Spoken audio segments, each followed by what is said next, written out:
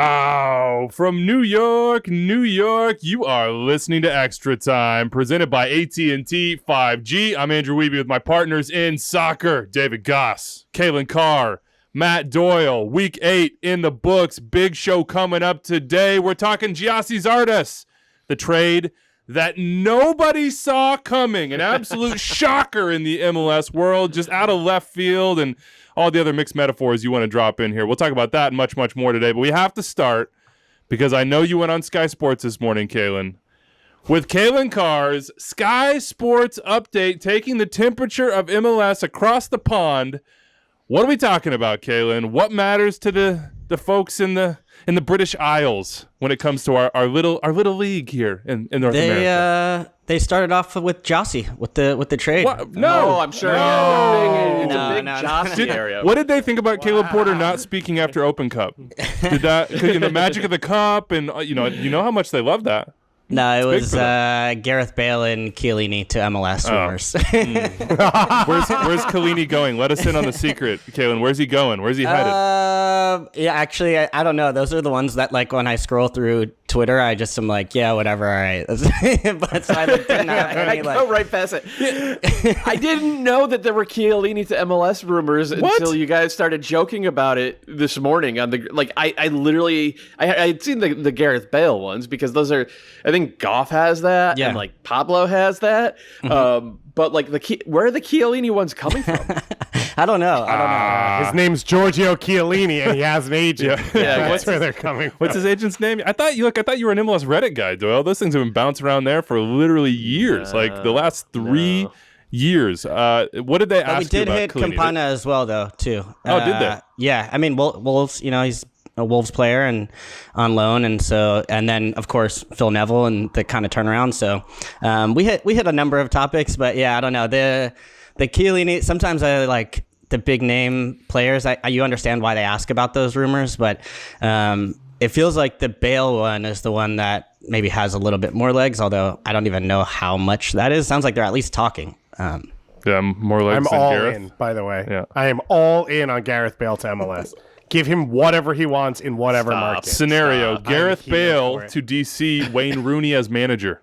Ooh. Who doesn't go for that? Wayne Rooney might be managing Everton in the champions in the championship next year instead. So I almost said champions. Everton. Yeah, I almost said Champions League. Everton's what's wrong with you? I blew dude? that one. It was a solid dunk on both Everton and Frank Lampard, and I just completely blew it. Just slammed the ball right into the rim. Chris Paul performance. I feel though that I let Doyle down by not mentioning Phil Neville's huddle after the match. I did not do my duty, and he texted me ahead of time to make sure I did. So I want to apologize in front of everybody. We will cover Phil Neville's huddle in depth on this show. You know we will. The best of MLS Week 8 and the worst and something in between coming up. Coming up today from the AT&T 5G Virtual Studios, as I mentioned, Gyasi Zardes headed to the Colorado Rapids. We'll break that one down from both sides of the trade, Crew and Rapids. We got the interim bump in MLS this week. If you thought chaosball was gone in San Jose, you didn't think very hard, because it is here to stay, perhaps, or maybe to ease out of it, or maybe to ease Francisco Calvo off the field. 4-3 win against the Sounders, who are headed now into a CCL Final first leg in Mexico with a bad taste in their mouth. DC 1-2. They beat the Revs, who have gone from best ever, not worst ever, but certainly worse than the East right now. We'll try to break that one down. We got a CCL Final Preview. It's Leo Campana's time. We're all just living in it, and much, much more from the weekend. Congratulations to the this is a pronunciation I'm going to just... Can you get Gadianton? Gadianton Robbers, congratulations to you. ETR Fantasy League, 121 points. Well done. Reynoso Driussi and Carles Heel captained in that one. Don't know if you got points for all the yelling at Bruce Arena, but you probably should have. And that brings us into the best thing you saw in Week 8. And somehow Carles Hill yelling at Bruce Arena is not going to be one of the 4 things. Dave, get us started. What's the best thing you saw in MLS Week 8? Well, I love goals. So this had a goal involved. I love celebrations. This had celebrations involved. And upper body strength. You gotta see that power. Normally we're waist down when we talk about soccer, but Dejan Joveljic for the LA Galaxy, he scores a fantastic goal, by the way, inside the foot. He uses the right pace and power on it, but doesn't lace it, so he's able to sneak it into the far post on Willis. Then he runs to the corner, to the supporter section, and he's like, it's what, like a 10, 15 foot It's gap? not the, like sometimes you have the one where you could reach up and you could dap the fan right there, and you're not eye level, but it's like a 2 or 3 foot difference. No, this was like the 15-foot corner wall to get up. It's a significant elevation gain, I would say. So he reaches up to the supporters, and everyone in unison, as if they've done this every day of the week, they just lift him into the crowd perfectly, and then he's hugging and celebrating with the fans, and then he comes back down and continues the game. It was awesome. It was fun. It had the emotion he wanted. The Galaxy have been good, so they continue that run. And after the game, I think he said something to the effect of, I think I proved I deserve more than 5 minutes. That is indeed what he said. He has not started a game so far this season. Obviously, this is part of the what is an under-22 initiative signing for, how do different teams use it, can him and Chicharito play together? So all that stuff's interesting as well, but this moment was like late at night as well. It's the last game of the night. You're kind of like, San Jose's already put you in the ups and downs. You feel it all over the place, and then Joveljic gets you right back in. Do you, Calen Carr, think that you would attempt to execute this? Would you trust the supporters, and I think it was the Riot Squad in that corner? Would you trust your upper body strength? Would you trust your grip strength? Because I personally, not a professional athlete, don't know that I would trust my ankle health on my ability to hold and grab. Perhaps sweaty, maybe beer soaked. I mean, at the very least, there's condensation on those beer cups. Like, this is it's not like you get to go over there and have like your Olympics gymnastics moment where you get the chalk and like, you test the bar. No, like this is in the moment. You better execute. Otherwise, that could be bad news. I'm not against risky celebrations. In fact, I didn't actually test out jumping over a corner flag until I did it. That's true. So that is like real stakes involved. What if that corner flag didn't have the little spring? What if it was very rigid? What if you didn't jump high enough? You got to get the elevation for sure on those. And I've done it actually at the Home Depot Center, so by those fans. Don't forget that, Galaxy fans. I'm actually more impressed by the risky post-game presser comments by him to say, I deserve more than 5 minutes. I feel like that is the move where you're like, oh, wow, like you're really feeling it right now. Because you've also got like Chicharito, who's, the man there. I don't know. I sort of shudder at that because it's like I feel like the manager would give me like 7 minutes in the next game as it just congrats, or maybe 4.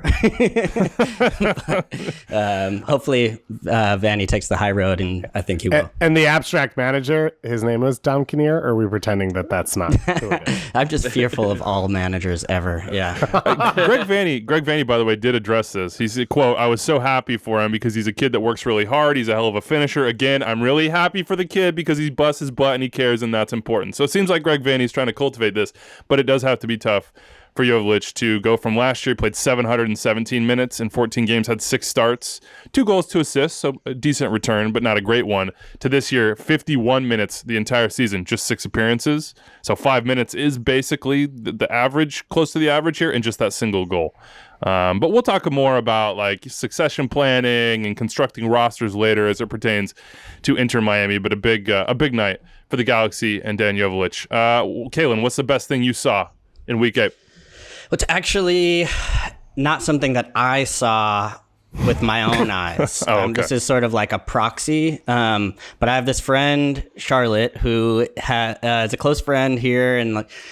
When I came back from MLS Cup and I was telling her about the experience, she was like, oh, no way. Like, New York won the title. Like, that's so amazing. I ran into her at the park and she was like, oh, I'm really intrigued about this. So in the meantime, she's gone out and bought a jersey, an NYCFC jersey. And then blank back or customized? What's that? It says #tradition. Blank back or like no, it's blank. Chicken she bucket. just went blank. I mean, but I've like DM her stuff. She follows the team. I've been DMing her stuff. So like when the Dude Wipes thing came out, she was just like, I DM'd it to her. She was kind of confused by that more than anything. Like thought about maybe updating it or not. But she's been talking about going to a game, and I almost went with her, but I had other stuff going on. But she went to her first match this weekend, yesterday. And so she's like, texting me from the game being like, I don't know what's going on, but I'm screaming all the time. And like, it was the most amazing match because she thinks that this is her first MLS match, her first NYCFC match. And she thinks that this is like just a normal NYCFC and MLS match, which I kind of love. And I'm just like, yeah, this is exactly what you get every week. Just keep coming back. So now she's like started a group chat to get other people to come. So it's pretty wild. Standard 5-4 game in MLS. At Citi Field, 11 by the goals way. over 2 games. Yeah. Yeah, I mean, the Chicago Fire wish they could have a season like NYCFC had in that single game right there. Doyle, best thing. What do you got? I'm going to go a little bit serious and say just like Aaron Long being back and healthy and playing like an elite MLS center back again. The returns to health of Carlos Vela and Jordan Morris, and I guess the not returning to health of Joseph Martinez, has like they've taken all the headlines. And justifiably so, right? 3 of the most exciting attacking players in the league, and defense is a little bit boring in comparison, but like Aaron Long's been really good, and he had a devastating injury 11 months ago. And this Red Bulls team with him in it, like they are just strangling people. So it's just nice to see guys return from injury, play well. It's not all, as Joseph shows us, it's not always a given. So it's nice to see that. It's the best thing I saw this weekend. And you got to think about, and I've been thinking about, I know a lot of people have on the USMNT Twitter forums basically that like, there's going to be injuries. Like we just have to. Chris Richards just got injured again. I was going to say, Gino Dest just got injured again. Just prepare yourself for that. So as many players as possible playing at a high level, just to like have some insurance going into Qatar would be really nice. Great to see Aaron Long playing well. Good to see the Red Bulls winning on the road, but they can't do it at home. I don't know. We'll talk about that a little bit later. Best thing I saw, absolutely Phil Neville going full huddle. You know, it's well documented. And, you know, people like Thierry Henry and David Beckham and Robbie Keane and all these superstars, Andrea Pirlo, you know, even Pep Guardiola came here and they just said, when I get to North America, I can be myself. I don't have to hide my true self from, you know, the eyes of the prying media, from these supporters that can't understand who I really am and how I want to interpret and experience the game. And if I want to huddle in Fort Lauderdale, if I want to huddle in Fort Lauderdale, I'm going to bring my players around me and I'm going to drop F-bombs like you wouldn't believe. And if ESPN's cameras are there and they catch it, well, even better, because everybody can see who I am. When I go to the butcher, nothing but pleasantries. You know, when I drive my car out of the training facility, nobody's there to assault me or yell at me. I just like to see that Phil Neville he's living his best life.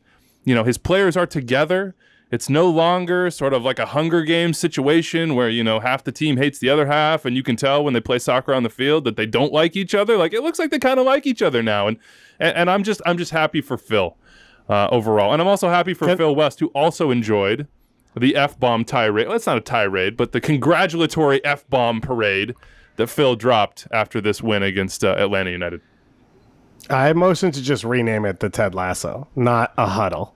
That's what it is. Phil Neville went full Ted Lasso to close out this game. That's who he is. He's a former college football coach. Everyone knows that about Phil Neville. He's had a lot of time in North America. He's caught up on his shows. He sees the motivational tactics that he could use. And, you know, the soccer's not there yet, but we can be together as a group of men on the field in a circle. So I made a joke tweet about, of course, about the post-game huddle. Like, if you could imagine such a thing. And people were, Brits, to be clear, British people were getting into my responses saying, like, it's just showmanship. You're showing the players up. It's all marketing. If you're going to do this in the locker room after. They said the boot room afterward, and then they were like, "Oh, I'm sorry, locker room," which was like, okay, that's actually a good tweet. You're kind of tweaking me right there. Does anybody think there's validity in that? That it's kind of BS to do the post game huddle like this on the field after a big win? No, you do whatever you do. My advice would be this: if you do it, don't use specific language like "we don't let this slip" and then physically slip in the biggest game 2 weeks later, because that's what Steven Gerrard did when he huddled with Liverpool on the field, and then he slipped, and it's always been my greatest moment in soccer history, was that he said that exact word and then physically slipped. But no, I think you celebrate where you celebrate. What the hell does it matter? Yeah, I think that, to me, if I was a player, Calen, you could answer, I would like the locker room to be more of a place where, like, after the game, if we win, we don't got to listen to a speech. Like, speeches are over. That's time for us to do whatever the hell we want.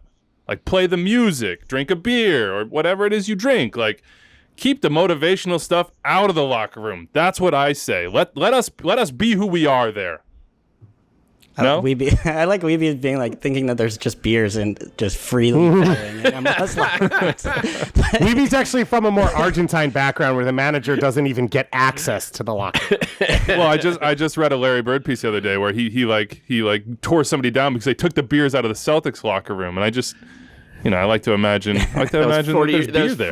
That was 40 years ago, dude. Yeah, pass out the Heineken changed. Zeros, baby. I don't think it really matters much. I think if I were to guess the reason why you're seeing some of these coaches do this is like in both situations, at least in these two cases, both teams are kind of fragile, I would say. And I think when you're in a position where the team has kind of been through a rough patch or kind of coming together, you kind of want to get that information to them as quickly as possible of that, like, hey, let's get together. I want to get this information to you about how we should feel about this result. Like, come here right now, as opposed to like waiting 15, 20 minutes, getting to the locker room and then doing it. So I think it's really just like a timing perspective of just like, I want to get this information to you as soon as possible so everybody feels this. Maybe you chat again in the locker room or you don't. But I think it's more the state of Miami where it's like things have not been good there. He's trying to hold this group together in a way. And I think same thing with Leeds where it was like, you're brand new. Let's just get everybody right here as quick as possible. So that would be like I think that's the only thing I could think of as to why you would want to do it there as opposed to in the locker room. There has to be an element for the fans too, though, right? Because we know that Miami fans have been displeased for 2 years now. They were certainly a month ago voicing their displeasure with the team, kind of like jeering them off the field after games. Did they boo Higuain as well? I saw reports of that. They did, yeah. They did. Yeah, okay. Which is totally understandable. I don't know. Like I'm like I still think it's absolutely hilarious how big a deal the Brit press made of Jesse Marsch having that post-game huddle for Leeds a month and a half ago, whenever it was. And I really wish you had tweaked them on Sky Sports about that after Phil Neville. But like it does strike me that there is definitely an element of showmanship in it. Yeah. There is definitely an element of doing this so that the fans see you doing it. And I don't necessarily think that's wrong.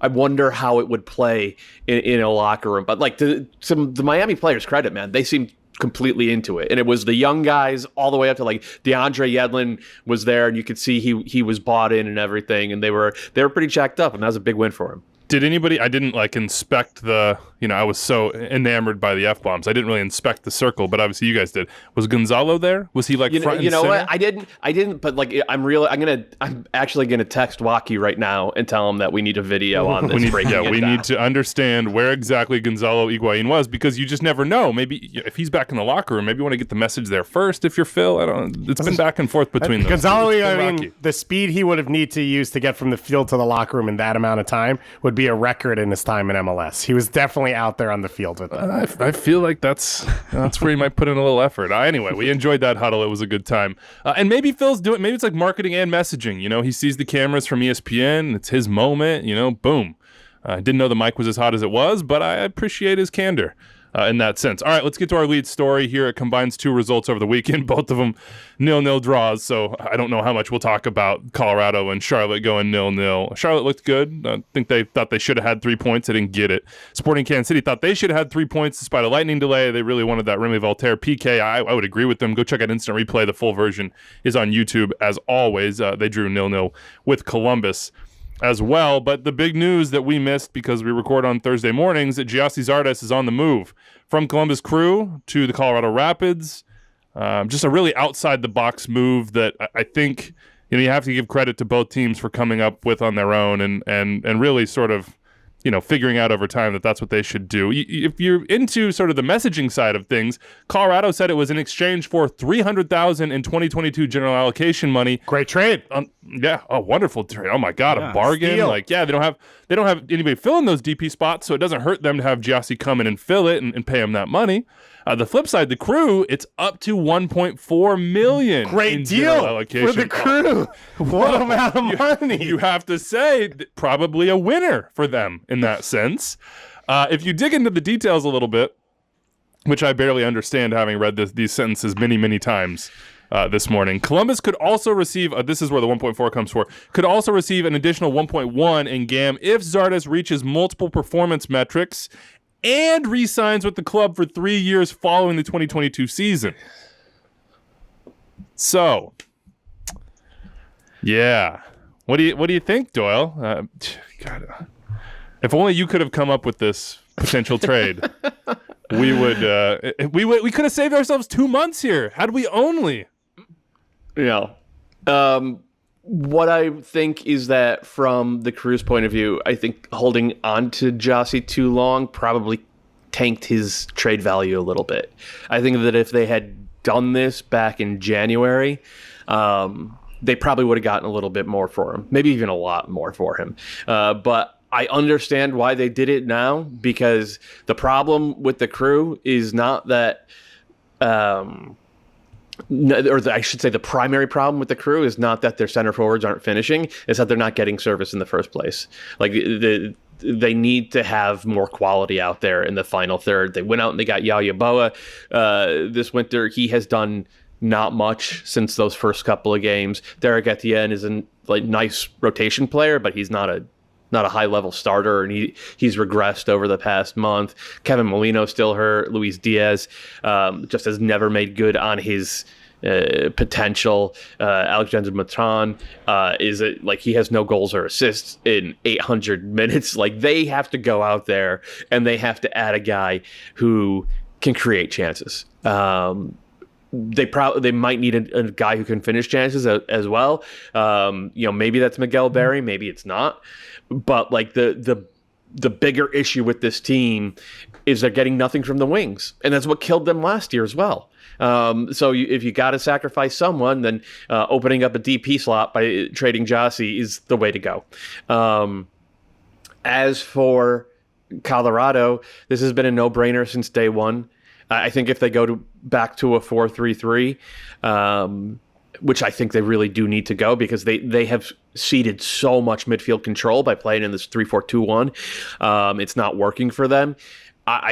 Gyasi has spent the bulk of his career, the bulk of the past half decade, playing as a center forward in a 4-3-3 or a 4-2-3-1. And so it's like he's a natural there. He makes all the right runs. He finishes the chances that are created at an above average striker's pace. Like it just, there's a reason we were talking about this trade for 6 weeks. But the other, maybe even more interesting thing is Gyasi and Diego Rubio, they fit together, right? Let's say Robin Fraser actually really wants to stick with 5 in the back. He still needs to juggle that midfield a little bit. I get more of the ball and start putting teams under pressure with the ball, which they haven't done as much this year. So instead of doing the 3-4-2-1, you could go with just a standard 3-5-2, right? You could put Jack Price at the back point. You could get Mark Anthony Kaye back in more of that box to box, but forward looking midfield position, which he hasn't been able to play this year because I think he's deeper and he has a little more defensive responsibility. You figure out what to do with that third spot, and there are options in that roster. And then you have Gyasi, who's just a straightforward number 9, classic center forward, and you have Diego Rubio, who's really got playmaking instincts. I think that works. I think that works really, really well.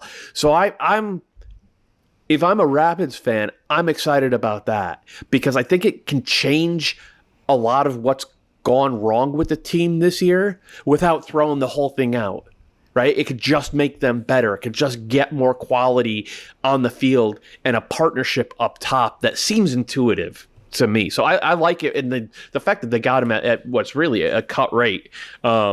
This seems really well done by the Rapids. I think, just to me, in thinking about the Rapids over the last 2-3 years, I think a role that Shinashiki sort of played is what Rubio can play, where Zardes is what Rubio should have been. Like, it all sort of now trickles down to a higher level at each position, as well as guys who fit in comfortably, as Doyle said. I think that's really exciting, and I'm excited to see Rubio play at his best now, where, okay, there's not a ton of pressure on you also to be the finisher. So now does he actually improve there on the chances he does pick up? I haven't talked to as many people as I want to yet. I do push back a little on the cut rate nature of this. I would be shocked if 400,000 to 500,000 of this allocation money depends is more than just Zardes plays this year. Like, I would be shocked if the Crew don't walk away, if the Rapids are terrible and Zardes is bad, with 700,000 or 800,000 in allocation from this deal. This is just how it seems like they're being put together now. He's 31 years old, which on one side for the Rapids is great. It's fine. On the flip side, what was the rest of the market in MLS for Gyasi Zardes right now, as well as who has an open DP spot that they could even bring him in? So I don't know from when this started that there was the value we saw. And again, this is the right pairing, I think, for all the clubs involved. It helps the Crew now fill in the problem areas that it have and probably cover some of their cap spends that they've now had guys on 2 or 3 years coming through MLS Cup that you're still trying to clean up on the books to be able to then add to this team. By the way, he's 30. He'll be 31 in September. So I know, like, we argue about age, when you're 30, when you're 31, but right now he is technically 30.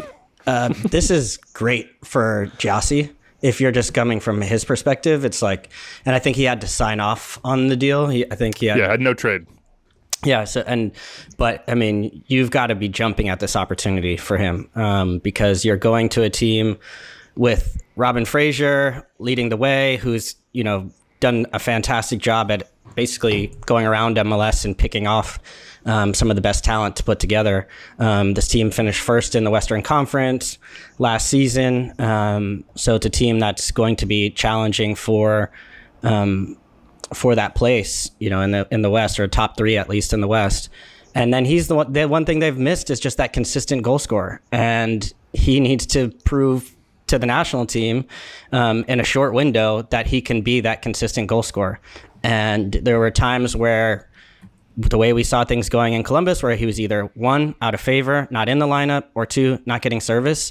And the main thing that for Gyasi has always been, he's dependent on service. He's not going to be a guy that's going to be able to create opportunities for himself. He's not going to beat somebody off the dribble. He's not going to drift wide into the channels. He's going to play in the box. And when you give him opportunities, he's going to finish them. And so I think that it sets him up in a position for not just club success, but I think for a national team to get a shot at the World Cup, which I'm sure he's desperate for. Let me just get this quote in, Dave. I know you want to get in. This is from Gyasi. Quote, "This is the next chapter of my career, and I'm excited because it's important as you look not only at the MLS level in the season, but you look at the national team level as well. As a striker, you have to be playing games, you have to catch form, you have to be scoring goals to even get a sniff at representing your country." Yeah, it's exciting, and Calen mentioned the no trade clause, but also the fact that Gyasi Zardes is on the end of his contract and can be a free agent. Like, this is a new era in MLS, and it's a good one, I think, to have players being able to find the spot where they can be successful. And both teams, I think, will be rewarded for it as well. Obviously, Colorado, they got this DP center forward that they won't go out and spend in the open market for outside of Major League Soccer. I won't say they can't, but they won't, which has been made clear. And for Columbus, now being able to improve their roster. But for Gyasi Zardes to be able to have the influence and not be Zlatan or Vela, but being a great player in MLS and a national team player is a really cool moment, I think, for the league. I think a lot of the trades we've seen over the last few years, obviously the allocation money numbers have gone up, so there's value to it for the clubs. But for the players, it's finding the right spots for you to be at your best, to succeed. And with a lot of younger guys, we talk about being sold, but that's not this. This is Zardes saying, 1, I'm not playing here, but 2, like, Where do I fit? What style do I fit into? What coach can I play for? Robin Fraser is always going to be high on that list because of what he's gotten out of guys individually, his time in this league, as Doyle talked about. Zardes, there's a clear idea of how he fits into the team immediately. The success they had last year, what they could be this year. But I just think that's really cool. It's a cool element of this. Contracts are being released now. They're information that hadn't been the case in MLS before. So going forward, we'll know a lot of that in advance, where this one was a little bit more muddled because Zardes signed before that sort of became practice in MLS over the last 2 years. But this is like, I don't know. I feel like Woes just entered the MLS stratosphere.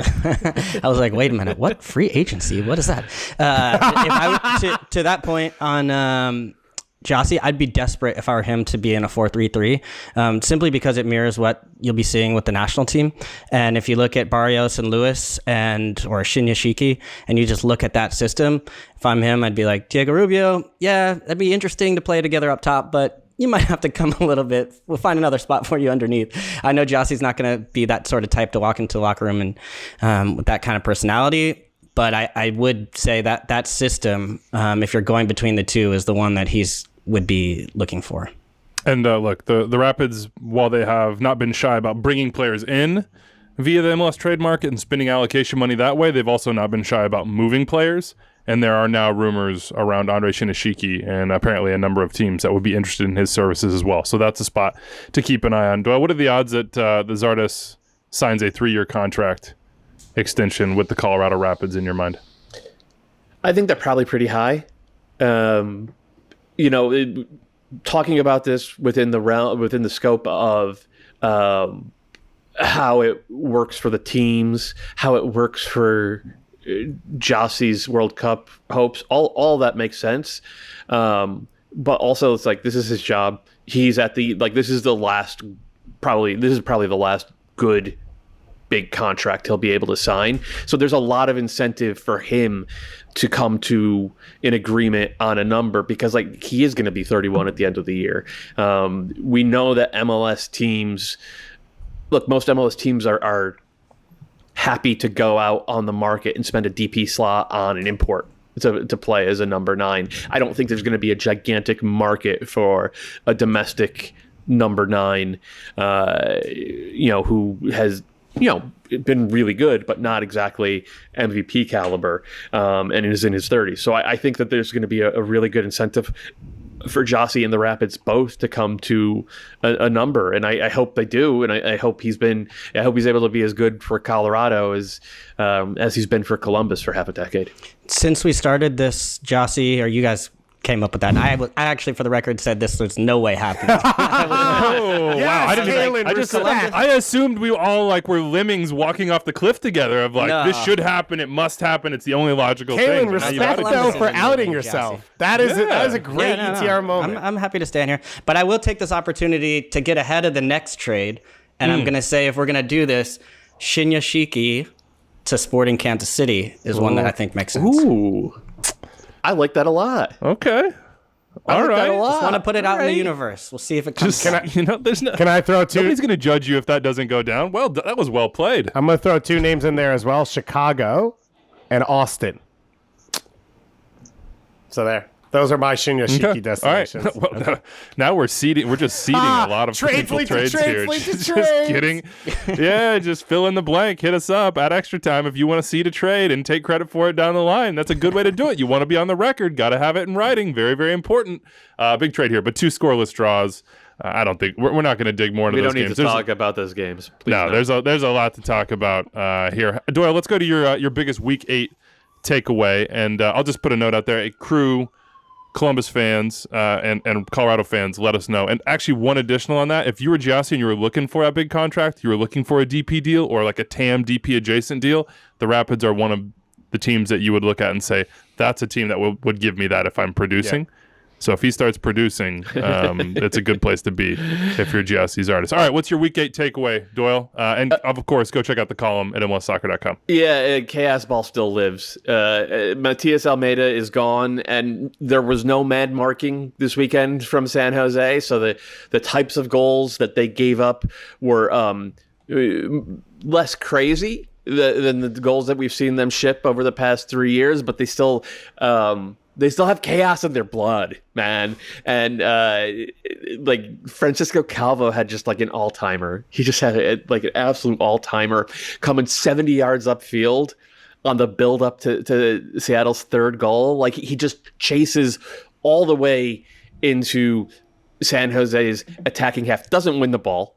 And of course, Seattle go like straight down the other direction. Jordan Morris gets a tap in from right where the left center back should have been.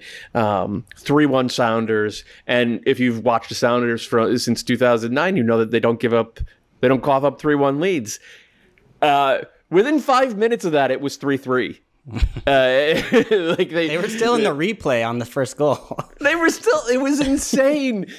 The Quakes scored 2 goals in the span of 45 seconds to equalize, and then they get the game winner off a pretty soft PK in second half stoppage that Francisco Calvo drew on a set piece. He got pushed in the back by Nuhu, and the Quakes won 4-3. It is the first time in Seattle history in Seattle's MLS history, I should say, that they have lost a game that they led by 2 goals or more. And let's just put numbers to that. Let's put numbers to that, because you could hear that and you'd be like, oh, how many games could that possibly be? 129 games, and 128 of those were wins. They had only drawn one. And this is like a miracle. You know, it's truly Goonies stuff. And now I appreciate San Jose just leaning straight back into that marketing push, going right back to Goonies Never Say Die. They got a freaking black jean jacket branded Goonies Never Say Die. They were ready for this transition. You got to say it. Yeah, it was a transition, but they obviously kept their roots, man. It was an amazing game. I don't think it's sustainable, because I think a lot of this story is just Seattle getting up 3-1 and then completely easing their foot off the gas. And I think Brian Schmetzer is going to be pissed about that, and probably was thinking about having a post-game huddle at the midfield stripe, but not a fun one, more of like the hairdryer treatment. There's something about San Jose, man. It's like they have the ability to do this, and they've, whether it's been for good or for bad, it's been more than a decade now. Like this is like there's just insanity like built into this club, and it makes for endings like this one. Okay, but can I just jump in real quick in defense of the Goonies? The Goonies made the playoffs. Like, the Goonies, the Goonies weren't. They won a shield. They won the supporter shield. Like, they made the playoffs. So I understand the sort of spirit of it, but it was like they won matches like 2-1 late. That's what I was going to say. They went like down 3-1 and then came back to win 4-3. Like, that's not.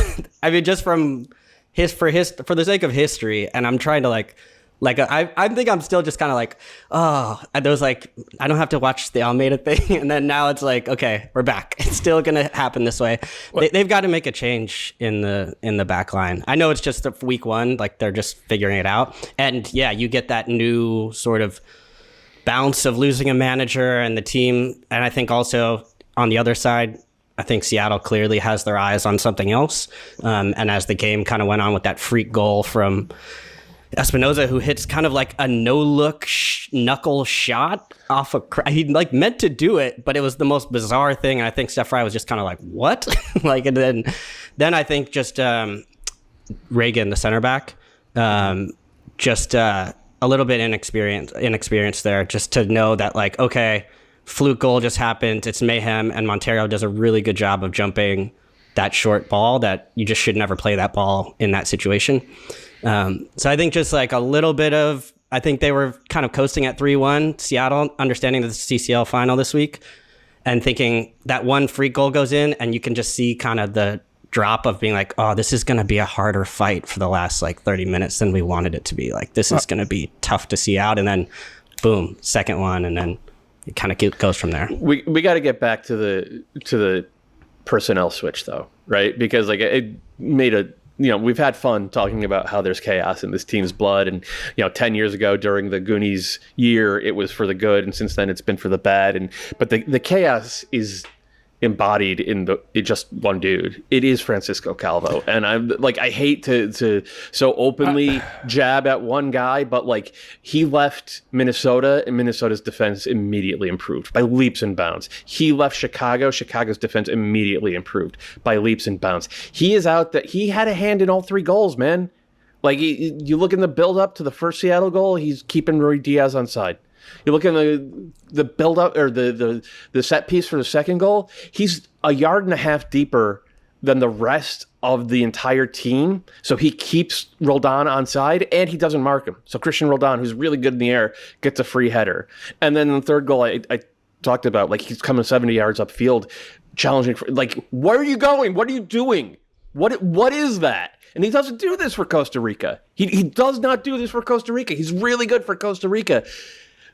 When he plays in MLS, he thinks he's Beckenbauer, and he destroys his own team defensively, and we've seen it for half a decade now, and now he's doing it for his 3rd straight club. Alex Cavello got a lot of stuff right in this game.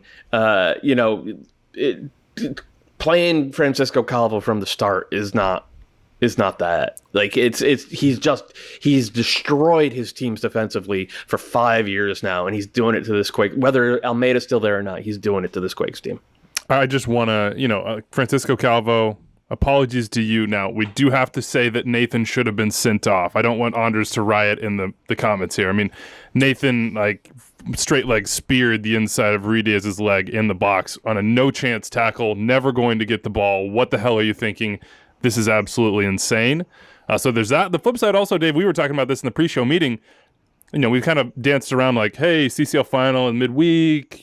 Seattle doesn't normally do this, but there is also some game management stuff you have to kind of go to Schmetz on. You're up 3-1, and he eventually did get basically all the big guns out. He got Rui Diaz, Ladero, Morris, João Paulo. He got them all out. But like at 60 minutes, maybe it was time to get them all out and lock it down. I don't know. Was there something off in the approach from Seattle, or is it just like hey, this was weird, crazy, wacky, move on? I'm not gonna lie, if we're gonna go do a show where we talk about how much better NYCFC is now that they're out of CCL and how good Montreal is, we should probably just make that assumption about Seattle. They're about to play in the maybe biggest game in their club's history in about 3 days, and they went up 3-1 in this game, so I don't know, that's where most of it falls for me, if that's fair. I think it's fair.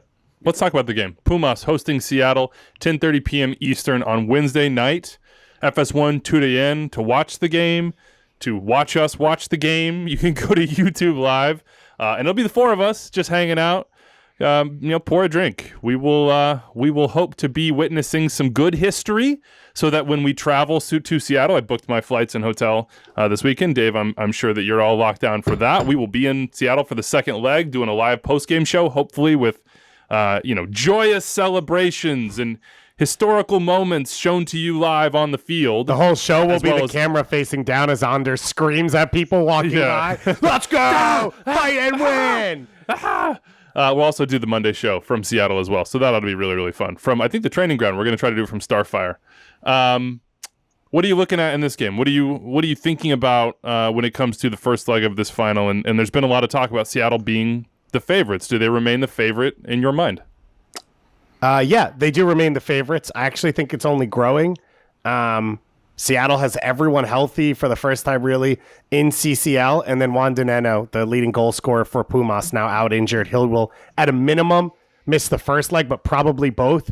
You also look at a Pumas team that right now is 12th in Liga MX, going into the final weekend of the season, which is next week, and that's the final playoff spot. So they have a must-win game after the first leg of this CCL, and it already was Seattle at a talent surplus against Pumas. They are the more talented team. They have as deep a roster, which is rare to say when you play a Liga MX side.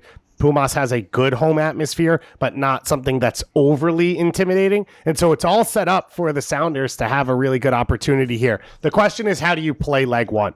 For Seattle, they've been home leg one of every series so far in this CCL. They've set the tone by opening the game up, scoring a ton of goals, and then going and protecting that. Now it's the flip side. And how much do they open up? How much do they push for goals? And if they sit into their block and just try and hit in transition, are they good enough defensively to do it against this Pumas team. So those are all the questions that really stand out right from the start.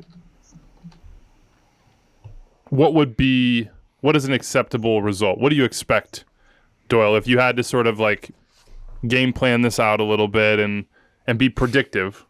I know you don't like that. I probably shouldn't use that word. That was a mistake on my part. Just bad hosting, really. What do you think this is going to be in leg one? And are Seattle going to be set up for success going back? I don't know. I'm not going to predict. You said I'm not going to ask you for predictions, and you just asked me for a prediction. I'm not going to I'm not going to do that because we know this is CCL, so there's like anything is on the table, like any amount of glory, any amount of pain, it's all right there. What I will say is that the Sounders, whether they're facing Dineno or not, and I don't think that they are. And, Pumas played with 2 up top this weekend. They lost 2-0 to San Luis. I think that they have to learn from what the Revs did wrong at Estadio Olimpico in that second leg, which is they sat back. They weren't ready to fight. They thought that, okay, we're just going to get a result. And I don't think you can win the CCL final if you're just going out there being like, yeah, let's manage this game. Let's get a result. Like so many of these games, the tactics always matter, but so many of these games are just about like who's going to come out there with their hair on fire and who's going to make every challenge as hard as you possibly can. Who's going to turn every 50-50 into a 60-40. The Sounders, wherever they draw their line of confrontation, whatever 11 that they have out there, and with Yaimar healthy, and as everybody said, they're finally fully fit. Like I expect it to be the first choice 4-2-3-1 with João Paulo and Rusnak deep and Ladero in front of them, Roldan and Morris on the wings, and the back four that we all know. But whatever it is, the Sounders got to play like they mean it. They cannot do what they did in the second half of the second leg against NYCFC. They cannot just try to manage a game. You got to go out there and you got to be mean. I don't know if that's going to happen. We've seen TFC do it, almost to the point of winning CCL a few years back. We saw the Red Bulls were great at that during that same year, that CCL run. That's the cue that they've got to follow. I hope they have it in them, because it would be devastating if they didn't put themselves in a good position going back for leg 2, because if they're not, then Pumas will just bunker, and that's a very tough proposition. I agree with Doyle. I think that the mentality, the style you play the game is number one. I will say, though, what if Buks' chances fell to Rui Diaz or Jordan Morris in this form? Right? It could also be that Seattle does have the pieces to win that game. It's what they did at NYCFC. It's what they did at Leon, right? If Rui Diaz doesn't finish that first opportunity against NYCFC, maybe they're not in this spot, but they have Raul Rui Diaz. That's sort of the ability this team has that none of the other MLS teams had in this competition. What would you be thinking in that locker room, Calen, coming off a Wednesday and now going to Mexico City? Well, they're not going to be thinking about Wednesday, about the weekend at all. What am I talking about? They'll be only focused on Wednesday. But I think the thing I like about the Sounders team too is they have a ton of experience now over the years, actually, in these home and away systems. And so, MLS made the switch. When was this? 2019 to one-offs all the way through the playoffs? Yep. It was somewhere right around there. I think it was 2019.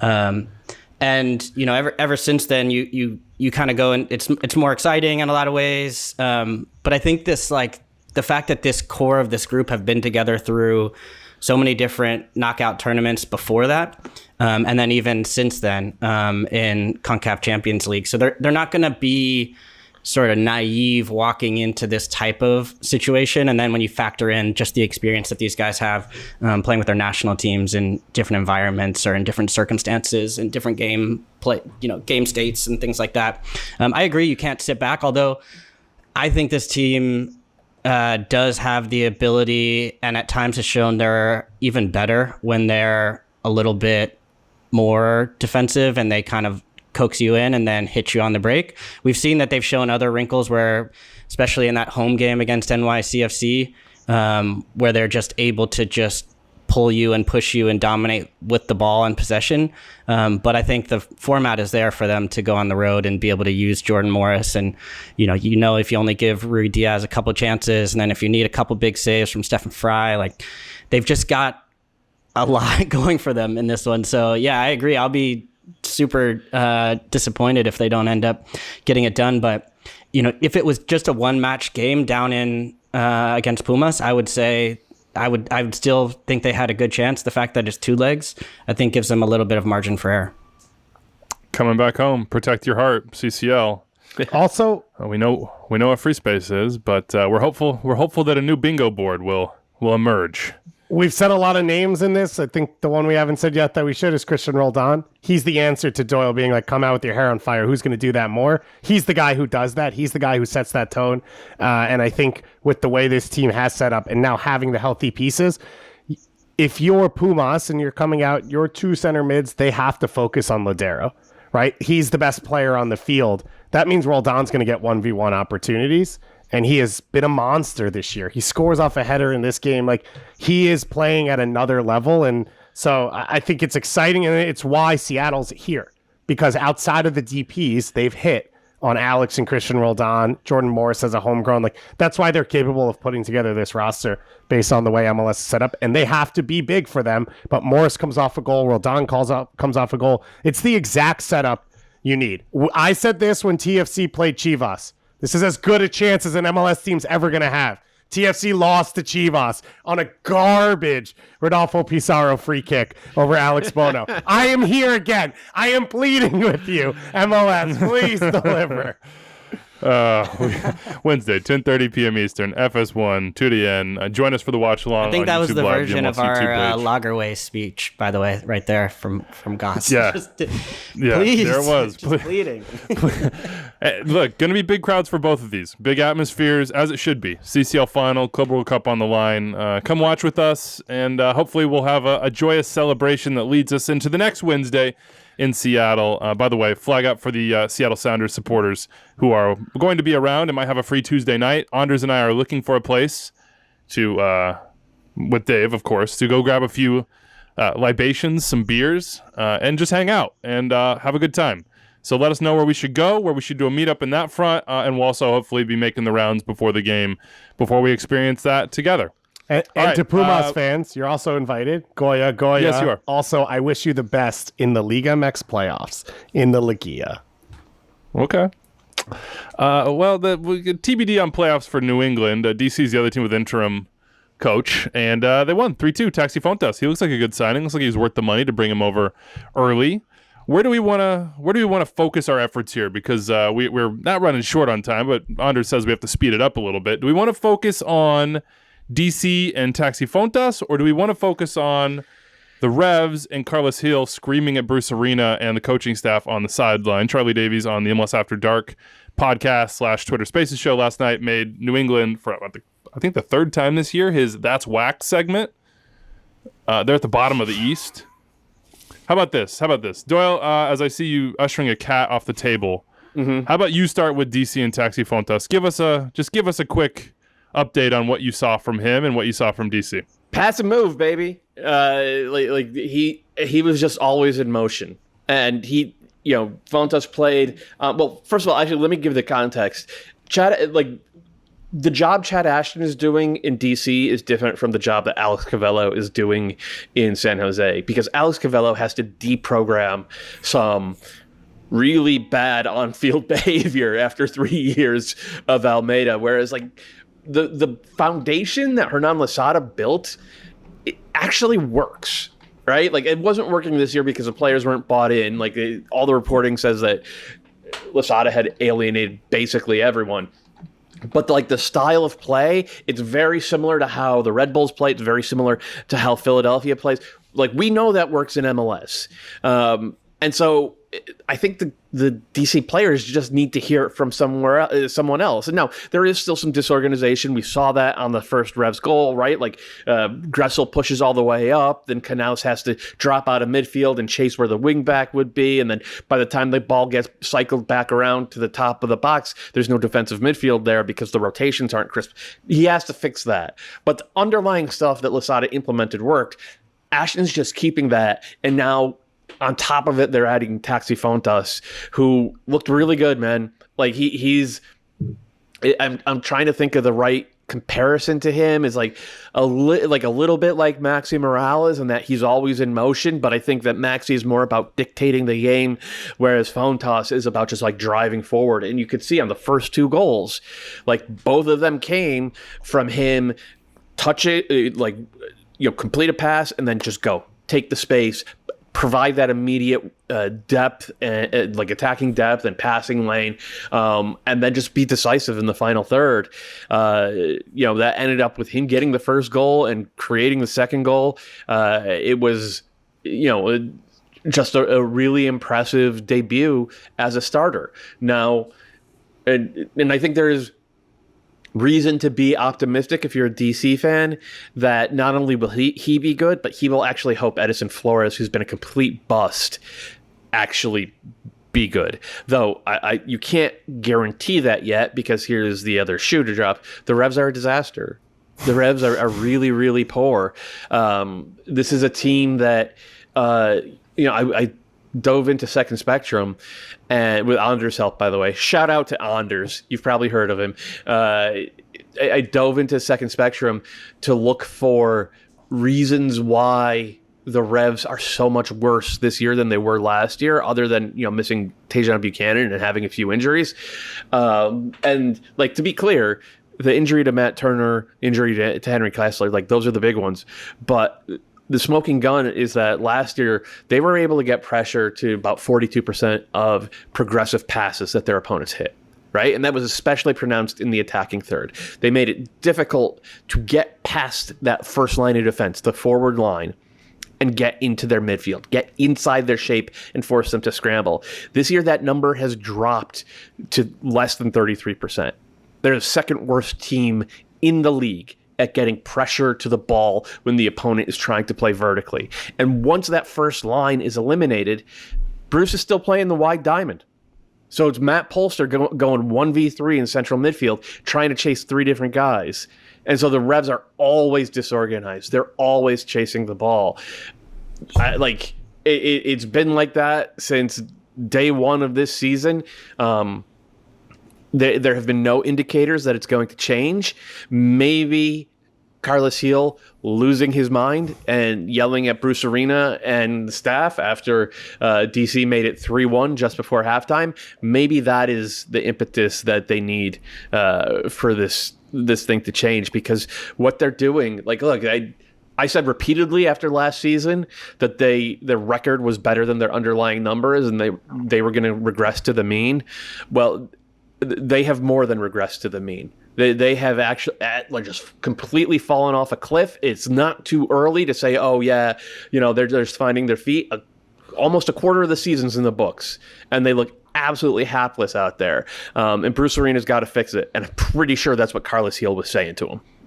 Carlos Heel is yelling after that third goal. If you go watch that third goal, Carlos Heel is trying to put pressure on Julian Gressel. If you watch the 30 seconds before and then obviously the goal comes after, it's a lot of guys 6 to 8 feet away from the dude with the ball, just sort of standing and just rotating very lackadaisically. And you see him pointing and saying, what the hell are we doing? You see him pressure Gressel, turn his head, and DC are in open space. I mean, Carlos Heel's delivering a message. I'm sure Bruce has got his own message to deliver, but the standings, they don't lie. All right, let's keep it rolling here. Our fast, reliable, secure defensive midfielder of the month, presented by AT&T 5G. Montreal, it's your own Victor Wanyama. David Goss, what is he doing right? What's going right for Montreal? 1-1 draw at Philly this weekend. Yeah, Victor came into the league as a DP, a lot of expectations on his shoulders, the only one at Montreal since he's been there, and he finally has the right pairing, and it's put him in the correct role, and we've gotten to see the best out of a guy who is a world-class player at his best. So Ismail Kone's ability to cover ground next to him and sort of fill in gaps in front of him has allowed Wanyama to sit, read the game, step in and make the key tackles when he needs to, but not be pulled out of the center of the park and finding the game. And once he's in possession, he's as good as anyone in this league, and he's got runners in front of him that he can use as weapons, whether it's the wingbacks or now Georgi Mihailovic sort of spraying off to that left-hand side and him finding Georgi when he loses the other defensive midfielder on the other team. This is the role Wanyama always should have played. They finally set him up with the right partner, which is key. And then I think just his role in the team as a leader. And you heard him coming out of CCL saying, we're back in training. We're starting to learn each other. I love Kone. Like, I'm starting to work with him on what I'm seeing on the field, what he can do to be a factor. And I think in a tough moment this season, when Montreal had lost in a big competition, they were down in the league, he was sort of that calming presence saying, no. This group is good enough. We believe in ourselves. It's just about now getting some time to train together and work on it. And you're seeing that be right. 5 undefeated since that moment, 4 of them wins, going to Philly, getting a result, knocking off some of the best teams in the league over the last few weeks. And Montreal is a legit playoff contender because a large part is Wanyama's presence on and off the field. And they've taken 10 of 12 points on offer this month, right? They've got 3 wins and a draw in their 4 games this month. 3 of those 4 games were on the road, including a 1-1 at Philadelphia this weekend. Jim Curtin came out after the game and said that was a boring game. And like, when the opposing coach is saying that, like, I think as a D-mid, you have to take a little bit of pride in that, because if you go to a team that's, top of the Eastern Conference and you turn it into a boring game, that means you've been miserable to play against their central midfield. So David's right. Wanyama's been awesome. He's just checking every box for this Montreal team that we told you they were good. Everybody lost their mind when they, were bounced out of CCL and they couldn't balance CCL play with the MLS play. And we said, trust us. They're going to figure it out. This team is good. They've played 6 of 8 on the road so far. I think 8 of their next 11 are at home. Watch them climb up the standings. There's nothing more wonderful than a Montreal summer, by the way. A little late spring into summer. Just beautiful stuff. Al asks us, Calen, is this CF Montreal team this year's Rapids team? And I guess he's saying together more than the quote-unquote sum of their parts. How would you answer, Al? No, I would say they're not, because that would imply. I just think that kind of, it's no shade. It's just it kind of minimizes what Colorado were able to do. I think it makes sense as far as the way the team is assembled, and the way that they have maybe exceeded expectations. But I don't think they're going to get to top of the Eastern Conference. I think they'll be a playoff team, but Colorado finished first in the West last year, so I think there's a gap between those two. I would just argue they're this year's Montreal. They played half the year at home in Florida last year, and they missed the playoffs by 1 spot. Wilfred Nance's had another year to put them together. Like, they are their own thing, and they're doing it really well. You could also argue that maybe on the top end in some spots, they have more talent where they have more question marks than the Rapids did as a whole. So like they have an MVP candidate in Georgie. They have Victor Wanyama, who has more, experience, pedigree, money in his bank account than the Rapids did. So different situations, but both have obviously valued in-league talent and got on the trade market. Watch Montreal. It's a fun team to watch. Inter Miami. It's a fun team. We really focused on the huddle. No huddle talk, only soccer talk. Miami has won 4 straight in all competitions. It is Leo Campana's time. We're just living in it. 5 goals, 2 assists in about 500 minutes. He has scored or assisted all 7 of Miami's goals in their winning stretch here. Phil Neville is praising him ad nauseum. Phil Neville is saying, I couldn't take this guy out of the team even if I wanted to, and God knows I don't want to. I mean, this is incredible. I mean, Leo Campana, weren't we wondering in the group chat like how he has American citizenship? We couldn't figure that part out. I think his whole extended family was at this game the other day. Calen, that goal, the first goal he scored, that's a touch out of your dreams. Over the shoulder on the set piece, bring it down, calm, one-time finish, and then to have the unselfish moment later to set up Bryce Duke. Gotta love it. No, he's been fantastic. We saw that I think I saw that on his somewhere. I think Wikipedia or something. And we're like, U.S. passport, huh? And then Doyle is like, if you can't get into Ecuador, we might have a. He's like, he wants to go to the World Cup. Okay, nice. Think outside the box, 3G. That touch was amazing, and it just shows how a striker who has confidence can be in form, and what you can do. I mean, because I think Robbie Robinson's like right on top of him at that point too, and he's got a defender on him as well, and he just sort of puts a hopeful leg up. But the way he turned let you know that it wasn't like a touch, wait, react, where is this going? He kind of took it with him. But to come over your shoulder like that and then to finish it as well was top class. But I mean, even like in his hold up play at times, he drifted wide. I remember there was a ball he played that was kind of in behind. The connection between him and, like, it wasn't perfect for Inter Miami, but it looks so much better. It's like almost impossible to understate it. Like, they just at times looked like they were, especially with Higuain, like, which is the subtext of all this, is they just looked like a collection of random dudes out on the pitch. Like Lassiter at times looked like he just had no idea what the right decision making was, and here he's like finding balls underneath. He's like, he found that ball through to Campana, who then gets the ball over to Duke for the goal. So the pieces are just fitting together in a much different way, and like I thought Mo Adams was solid in the middle. Like, DeAndre Yedlin was excellent. I thought he had a really good game, being able to get up and down the flank. He had that Meg on Gutman that was kind of going around Twitter. But then I think he had the assist on the ball to Campana as well. So really good to see from a U.S. national team perspective. If people talk about like the idea that Phil Neville was brave to play Campana, I don't really see that. Like, he was sort of forced into playing this hand, and then Campana took it. But I do see the whole team of just like, I think it was that first game without Higuain where just like, even when he comes on still and he plays the ball over plays a beautiful ball in to Bryce Duke, but then he's looking for the return ball. He's not open at all. He's not on, and he doesn't get it back.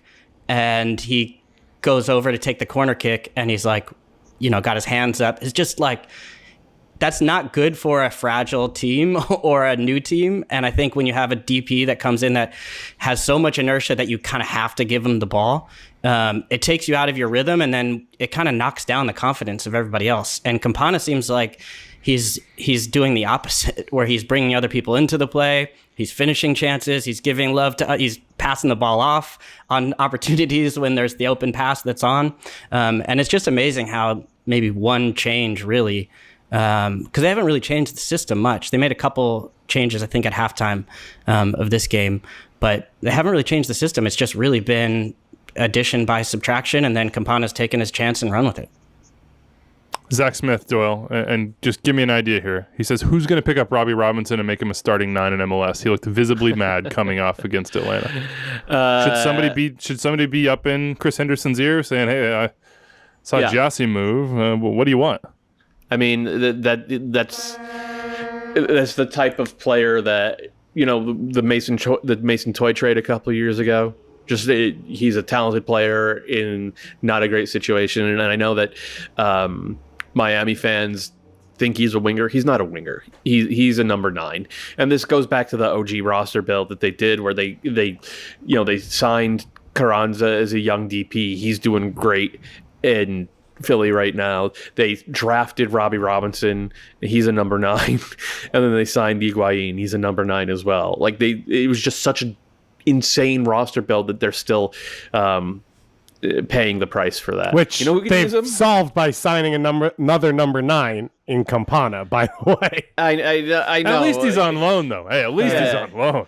But that's the thing. Like, if they're going to get him out, if they're going to keep him after this year, it's obviously going to cost them a ton of money. So it's just they don't get me wrong, getting Campana, obviously a great call, but like there's still so much that they have to unwind from that original roster build.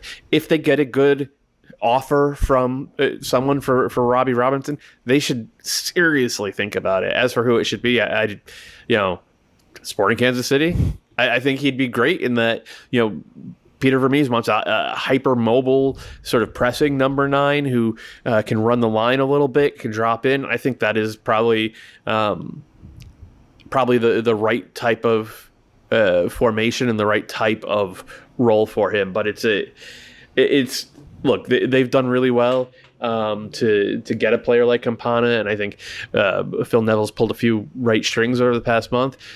Don't get it wrong, though. Miami was not particularly good this game. They were defending in the goalkeeper's lap. If Atlanta wasn't such a disaster in their attack, they could have had 4. This one felt more like it was more about Atlanta not being able to conjure the type of in-the-box quality that you would expect from a team with the largest budget in the league, rather than Miami doing something great defensively. I think it's the second straight win Inter Miami lost the XG battle, so that sort of gives you that. We looked at the Noah Allen, Brooksland and no call and instant replay. So if you want our takes on that, Charlie and I, go check that one out. Let's hit these quick and get out of here. FC Dallas Houston 2-1, 2 great faces. Nico Estevez on the equalizer. Love that he's just rocking the black tee on the sideline. Looks like he's about to go head to a dive bar afterwards and just casually mention he's an MLS head coach. Good stuff from Nico. But the face on the equalizer, he was absolutely elated. And then Paulo Nagamura on the winner for FC Dallas was just sort of like, wah, wah. Any quick thoughts on this one, Dave? I have a quick thought of it. Houston a couple of years ago were one of the best teams in the league defensively on set pieces. They were just, they would lock you down, shut you down. You were not going to score against them on set pieces, especially late set pieces. Over the past 2-3 years, they have absolutely nosedived. And maybe a coaching change had to do with that at first, but now it's a different group, right? And they're still not good defensively on set pieces. And if you're a bottom team, which is what Houston have been for a few years, and you want to get better quick, figure out how to be good on defensive set pieces again. This is if you're balling on a budget, man, you have to win at the margins or at least draw at the margins. And they lost a point against a rival on the most basic corner kick routine imaginable. And that's you can fix that. Figure out how to fix that one, period. I'll throw in Frank O'Hara, and I thought John Arnold said this best on MLS Today last week. If he wasn't a DP, he'd be a good piece for them. Unfortunately, that's the contract. It's over, whatever. He's been really good off the bench this year. He scored an Open Cup for them last year. He shouldn't be the starter, but he is a factor for a team that doesn't have a ton of experience in the attack. All right, Minnesota 3, Chicago Fire 0. Oh, go ahead. Memos was a goal. Go ahead. Yeah, Memos was a goal. Agreed. It was not. It was I just don't agree. Prove me wrong. Prove me wrong. Prove yourself right. Prove me wrong. Man. Prove me wrong. We want goals, baby. Tie goes to the runner. Score goals. You got to be able to wipe a goal off the board. You shouldn't be burden of proof for the goal. There you go. There's a linesman looking down the line. You didn't have an angle better than he did. You don't have a better angle from any camera in that stadium, including ones in the stands that the fans have from unique angles. But we digress. Minnesota 3, Chicago show me Fire, the text message from the linesman saying he saw that cleanly. We have to shout out Offside Modeling on Twitter. At Offside Modeling on Twitter. He does Did this. they do it? Yeah, he did it. And what does it say? He says no goal. No, show me proof. That is the proof. I'm looking at the tweet right now. That's the literal. It's the proof. Yeah, justice for Minnesota Memo. 3, Justice for Memo. Minnesota 3, Chicago Fire nothing. Chicago Fire nothing is a pretty familiar scoreline this year. 6 out of 8 games they've been shut out. They have the lowest XG in the league. They have the lowest goals scored in the league. They've got 5 goals scored in 8 games. They've only had over 1 XG a game 3 times. 2 of them they won. The other time they drew 0-0. No surprise there. 4 0-0s this season. So they're not doing it. But on the flip side, Minnesota, Babello's waking up. He's starting to get going. Got 3 goals late on for Minnesota. That's a nice home win for them. We didn't see much from Shaqiri, though. He did return to the lineup for the Fire, and our thoughts go out to Sonny Dotson. Torn ACL in training on Friday.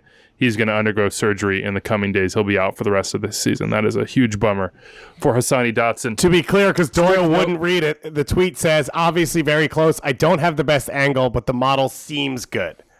Unsure. Also, I just looked up. Read the rest of I the read tweet. the whole tweet. I read the whole, You did not. tweet. You did not. Model says no The goal by linesman about is 2 15 inches. yards out. There's no way he's not even close to the end line. But he's not supposed to be. He's supposed to be at the wall. So we should have That's goal fair. line technology. But anyway. I mean, we all agree with that. We do all agree with that one. Yeah. Or we could just argue about it. Yeah, we could. That's fun, though. I like that. Do it for Yeah. the content. Exactly.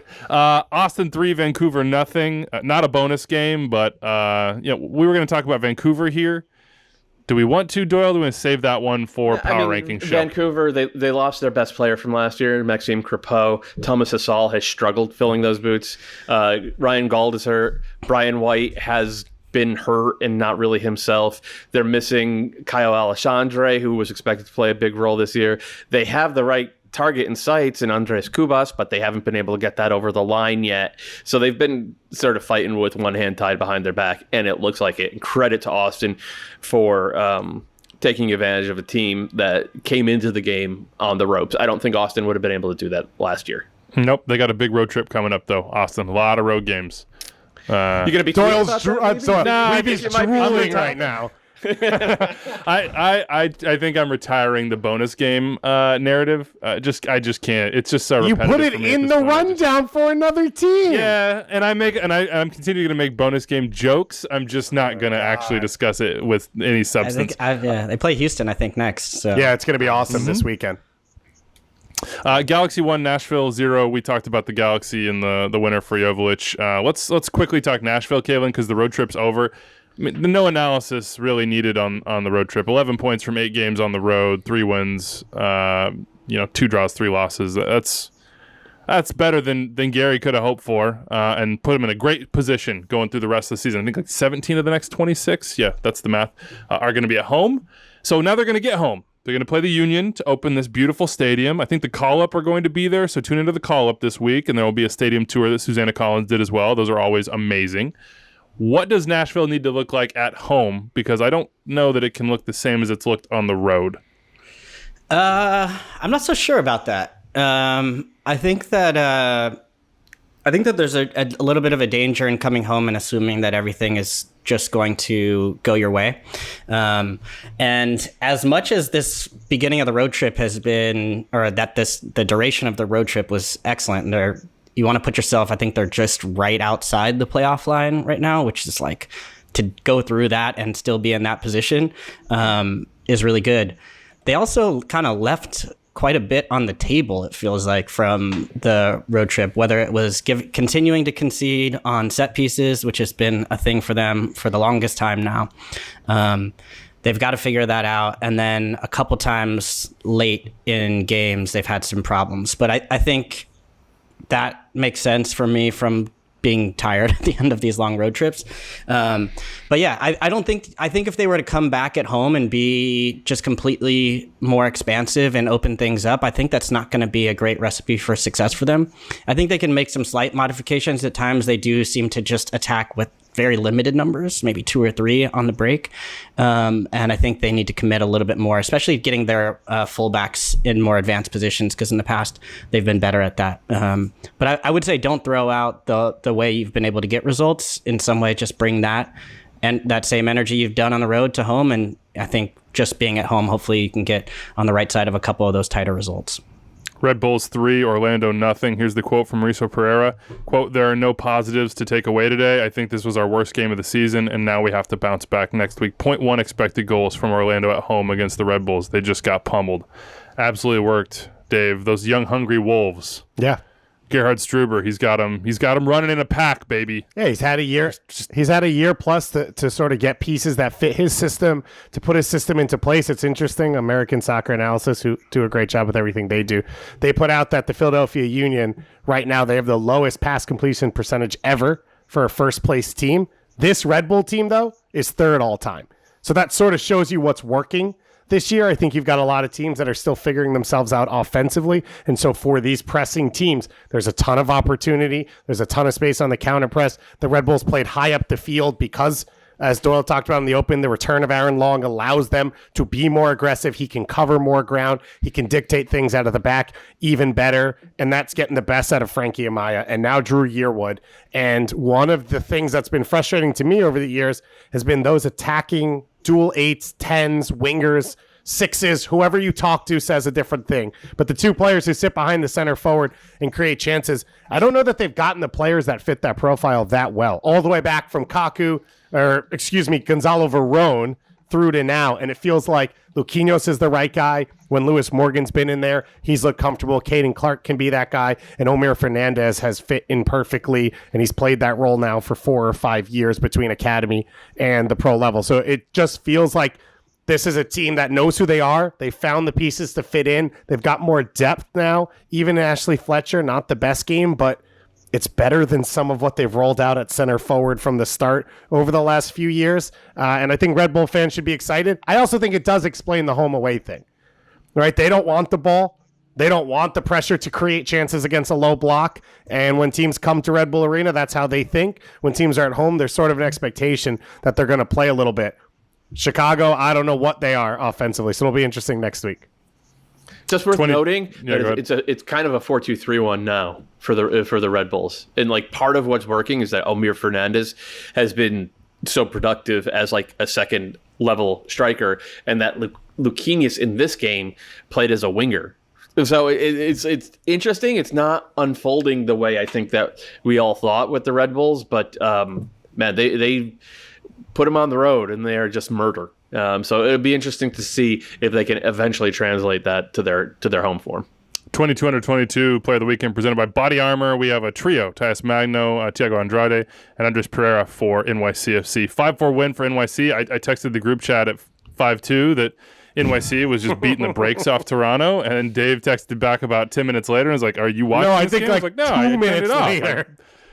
Yeah, I was like, I went to Cincinnati LAFC because I was like, this is over. They're just absolutely pummeling them into the ground. It ended 5-4. So if you want to watch 2 15-minute highlight packs from this weekend, go watch The Insanity in Queens and then go watch The Return of the Goonies. And then get ready because next weekend, NYCFC hosts San Jose Earthquakes. Get ready for the first 2-touchdown game in MLS. They are piling it up.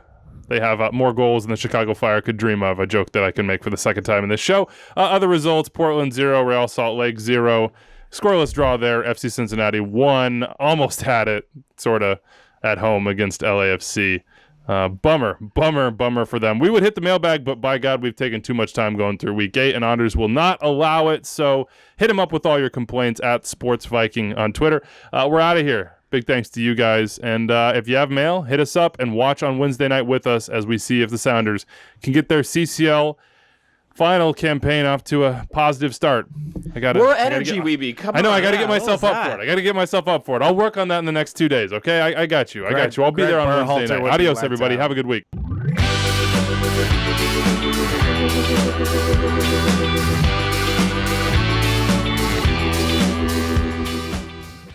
Congratulations, you made it through more than an hour of extra time. That means you love the show, and if you love the show, you probably want more episodes. Click right here for more episodes of Extra Time, and here to subscribe to the MLS YouTube channel. Thanks for following along.